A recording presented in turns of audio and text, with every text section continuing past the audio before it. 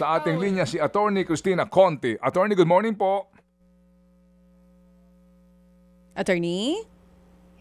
Naku po, medyo mahina si Attorney. Attorney, lakas lang natin yung audio niya, naririnig ko na siya. Pero kung sa ICI walang live streaming, dito sa naging desisyon ng Appeals Chamber, naka-live stream. Eto na siya, Attorney Cristina Conti, good morning.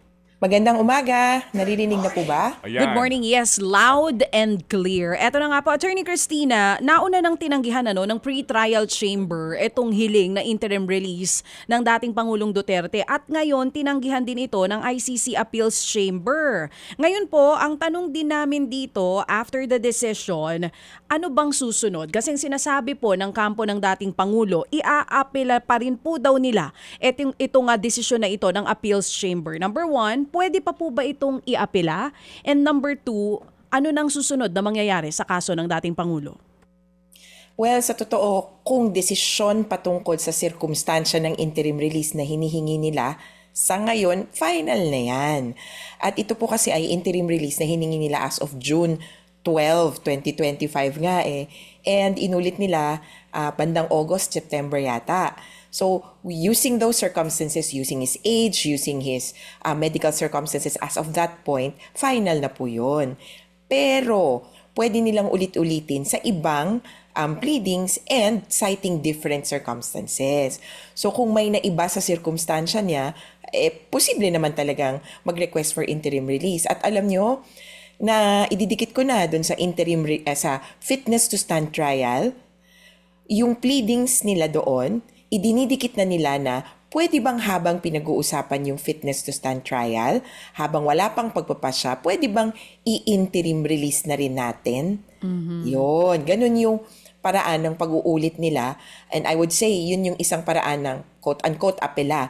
Kasi kung dito po sa interim release, final na po ito. Pero, kumbaga, kung may nabago, posibleng magkaroon din ng ibang pagpapasya. So, sa madaling salita, pwede nilang baguhin yung grounds nila for interim release. Kung mag-iba, pwede pang iapila. Pero kung gagamitin yung mga grounds na tinanggihan na po ng pre-trial chamber at ng appeals chamber, final na ito. Pero may sinasabi rin po kasi dito na sa ngayon, ang susunod daw pong mangyayari ay i-check kung talagang fit for trial, fit to stand for trial ang dating Pangulong Duterte. Tama po ba ito? Yes, DJ Chacha, ang deadline nga ng report, naalala natin, nag-away-away pa nga tungkol sa sino ba ang experts na titingin. Kasi independent experts dapat ito. Sa Friday, ang deadline ng reports nila, whether individual or joint submission, kumbaga pag kapag estudyante ka, group submission ba o individual submission, whatever, pass your papers by Friday. Tapos sa susunod na linggo, eto naman, bibigyan din ng pagkakataon yung prosecution, defense, at saka victims na mag-comment doon sa report. Kung meron silang tingin na eto mali, both factual and legal, pwedeng iharap. Kaya lang yung 12, last day of the court.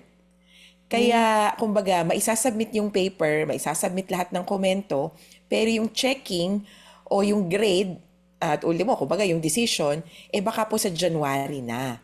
Pero sa lumalabas ngayon, in the context of the junking of the interim release request, sa loob po ng ICC Detention Facility, magpapasko si Duterte habang pinagpapasyahan ito. Okay. So ayan, at least malinaw na ngayon kasi ang we thought na ilalabas na rin agad ngayong December yung desisyon kung fit to stand for trial ang dating Pangulo. Hindi pa pala, abot pa pala ito ng January. So yung sinasabi nyo, o posibleng hindi. Well, posible naman pagka-receive nung papeles ng December 12. Ito lang parang best case scenario. Comments, papasok, kailangan mo kasing pakomentin yung prosecution, defense, victims. At i-consider yun sa desisyon ng judges. Take note lang na hindi yung experts ang magpapasya kung fit to stand trial siya. Yung judges pa rin. Judges pa rin. Kumbaga, judges pa rin. Kung sa 12, nagbasa ka agad yung judges, tapos sabi, okay na to, fit to stand trial to, or not fit to stand trial, pwedeng yung last day na yon magbaba sila ng desisyon. Okay. Kaya yun lang yung possible. Kapag sinabi po ng mga judges, halimbawa, kung sakali man, kasi di nga natin sigurado kung sila'y magbabasa na ng desisyon ng December 12 or gagawin nila ito by January na. Kung December 12, sabihin po nila na unfit ang dating Pangulo, ano pong mangyayari sa kanyang kaso? Sa Netherlands pa rin po, sa malamang magpapasko si Duterte. Hindi po yan makakauwi para po malinaw. At wag po ako ang inyong aawayin para po sa mga supporters. Kasi yun po ang nakalagay sa patakaran.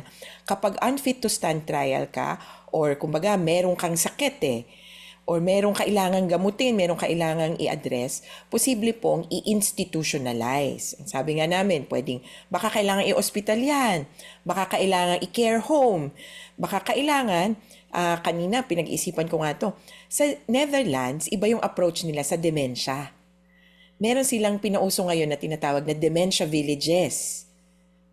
Hindi sa kwarto-kwarto ipapasok yung mga pasyente, kundi parang sa maliit na bahay, parang kondo. Tapos hayaan silang umikot sa isang village na marami namang nagbabantay sa kanila. Kaya baka dalhin sa ganong pasilidad.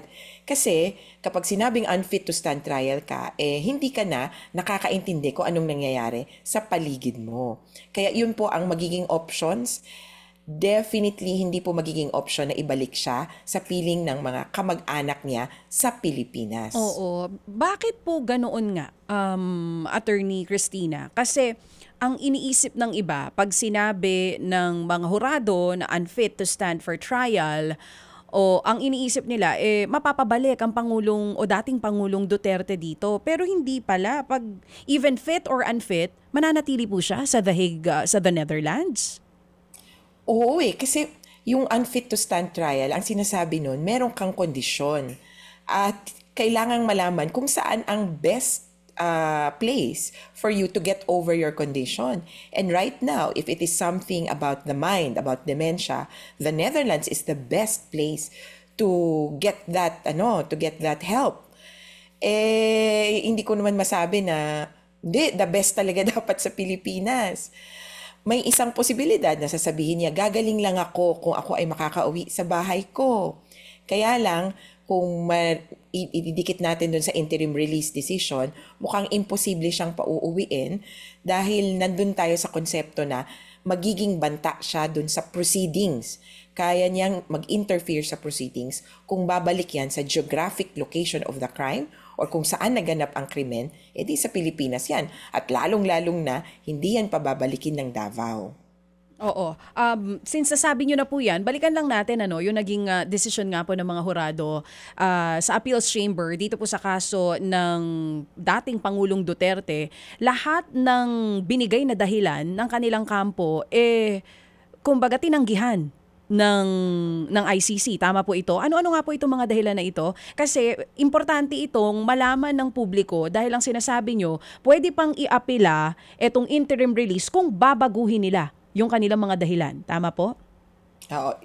Yung parang basis, yung grounds. Yes, ang grounds yung grounds kasi nila. May sakit na ganito. Yes Pero po. yung specific grounds na medyo legalist dito sa apela ay una, mali ang appreciation ng judges doon sa risks associated with Duterte. At ito, pinag-uusapan na natin ito noon. May 3 risk factor. Babalik ba yan para magpakita sa hearing?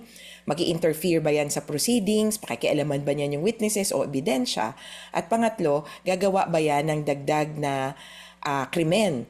Yung second, kumaga on a technical note, yung second ground ng appeal nila ay bakit hindi sinilip ng pretrial chamber o binigyang bigat ba yung mga state guarantees o yung mga kondisyones na ibinigay ng bansa na tatanggap sana. Kumbaga may risks nga. Pero sabi naman ng bansang tatanggap, kaya namin yang sawatahin o kaya sisiguraduhin naming sisipot yan. Sabi naman ng Appeals Chamber nga, actually kinonsider naman, pero yun nga, hindi ma-outweigh ng risks yung guarantees. Tapos pangatlo, hindi daw binigyan ng diin pa o hindi pa sinilip yung grounds for humanitarian release. At dito papasok yung kasalukuyang kondisyon niya.